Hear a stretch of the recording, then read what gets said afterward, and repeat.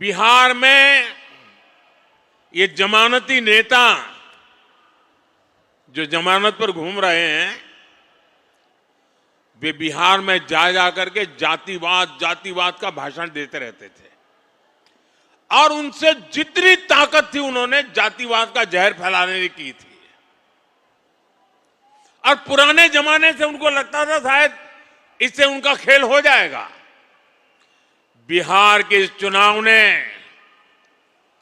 जातिवाद के उस जहर को पूरी तरह नकार दिया है। ये देश के लिए बहुत ही उज्जवल संकेत है।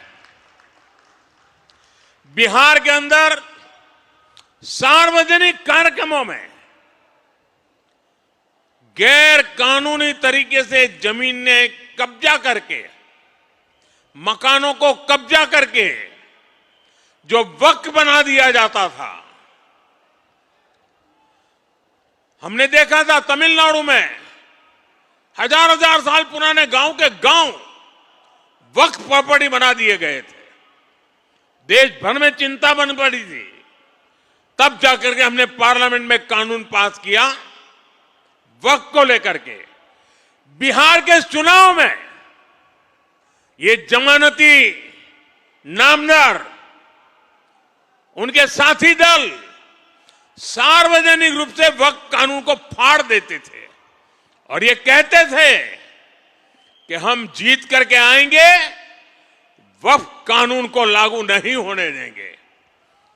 बिहार के लोगों ने इस सांप्रदायिक जहर को भी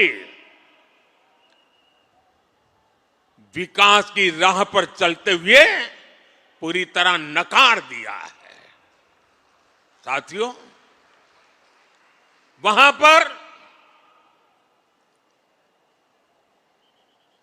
बिहार के वरिष्ठ नेता, आपने पिछले 2-3 साल के बिहार विधानसभा के दृश्य देखे होंगे।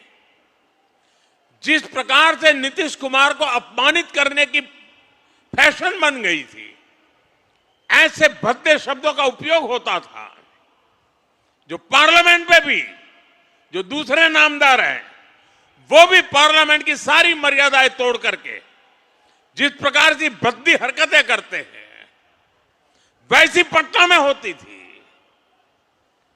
न देश की जनता इसे स्वीकार करती है और न ही बिहार की जनता कतई इसको स्वीकार कर सकती है। ऐसे कई बातें हैं जिन्होंने इनके प्रति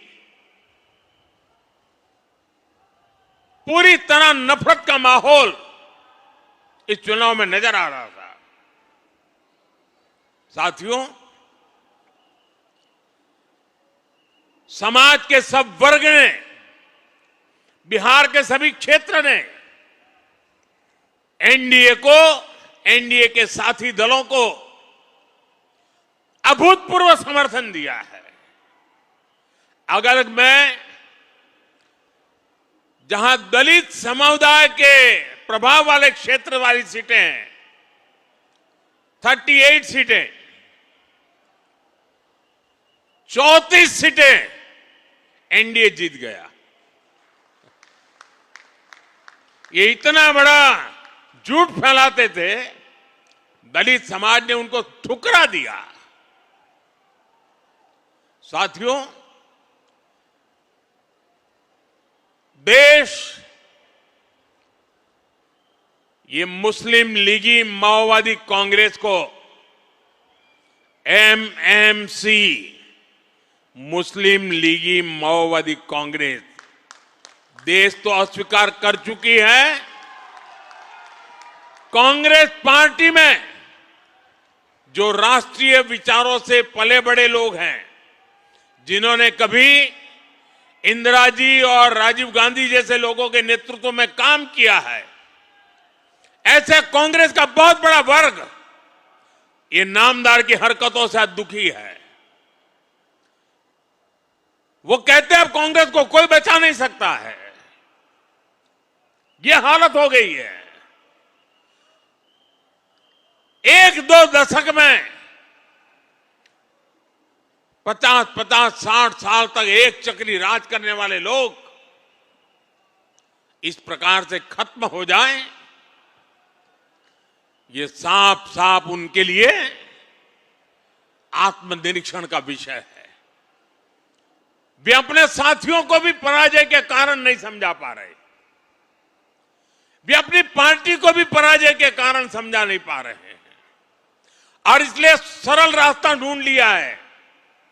कभी ईवीएम हरा देता है, कभी इलेक्शन कमीशन हरा देता है, कभी मतदाता सूची का शुद्धिकरण हरा देता है। एक ऐसी बहानेबाजी उन्होंने खोज ली है, वो बहानेबाजी खुद को तो शायद कुछ दिन ठीक रखेगी, लंबे अरसे तक उनकी कैडर को स्वीकार्य नहीं होगा। मुझे मालूम है पार्लियामेंट में जब युवा कांग्रेस के सांसद मिलते हैं, जो फर्स्ट टाइम कांग्रेस के सांसद है या उनके इंडिया अलायंस के सांसद है, वो मिलते हो कहते हैं साहब क्या करें, हमारी तो कैरियर खत्म हो रही। मैंने कहा क्या हुआ? बोले हमें संसद में बोलने का अवसर ही नहीं मिल रहा है, हर बार संसद को ताला लगा दो, यही करते रहते हैं। वो अपने क्षेत्र में जवाब नहीं दे पा रहे हैं। वो कह रहे अगर हम हमारे क्षेत्र के विषयों को संसद में नहीं उठाएंगे तो दोबारा हमें कौन भेजेगा?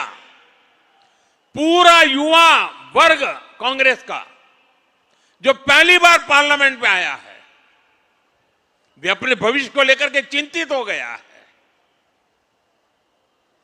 साथियों, ऐसी स्थिति में हमारी जिम्मेवारी और बढ़ जाती है।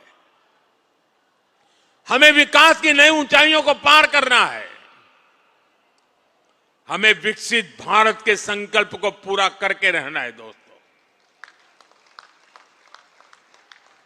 मैं जानता हूं स्वदेशी उनके मुंह से नहीं निकलता है, आत्मनिर्भर भारत उनके मुंह से नहीं निकलता है, विकसित भारत बनना चाहिए वो नहीं निकलता है, क्योंकि उनकी प्राथमिकता ही यह देश नहीं है, ये देश के लोग नहीं है, ये देश के लोगों का भविष्य नहीं है।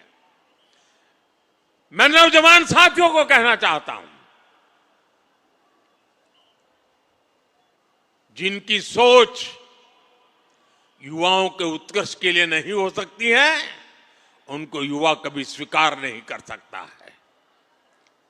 और इसलिए साथियों, बिहार के चुनाव नतीजे हिंदुस्तान की राजनीति के अत्यंत महत्वपूर्ण नतीजे हैं। और मैंने कल भी कहा था कि लोकसभा के चुनाव के बाद जितने राज्यों में चुनाव हुए, सब जगह पे उनकी हालत खराब है। 5 या 6 राज्यों में चुनाव हुए, उन सबके कुल मिला के कांग्रेस को जो एमएलए मिले हैं, उससे ज्यादा कल हमें अकेले बिहार में मिले हैं। ये हाल है।